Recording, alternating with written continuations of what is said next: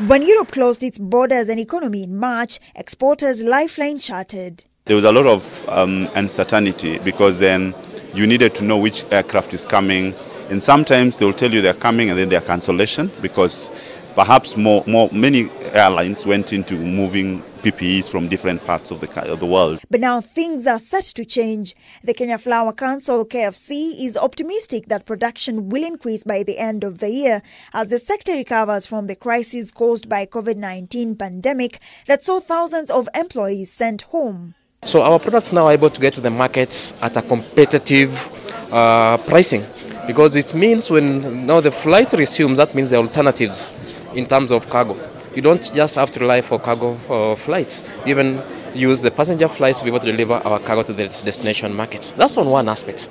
The other aspect, again, it creates now that business linkages. We are having them back on the farms. We are optimistic that the trend that we are seeing very soon will have 100% of our permanent workers back on the farms. This we are very optimistic that as we continue lifting as much produce into the market and as we see demand picking up, then we should be able to have almost everyone back on the flour farm. Even as the horticultural sector fights to get back on its feet, getting adequate cargo space is posing a challenge. The challenge we had during the 130 days of restricted movement of the airspace was that we did not have sufficient cargo space to allow us flexibility and the frequency of the flights. Weekly export demand stands at 2,800 tons, but only 1,000 tons is exported due to lack of flights and high charges. Fresh Produce Consortium of Kenya Chief Executive Officer Ojepet Okisegere says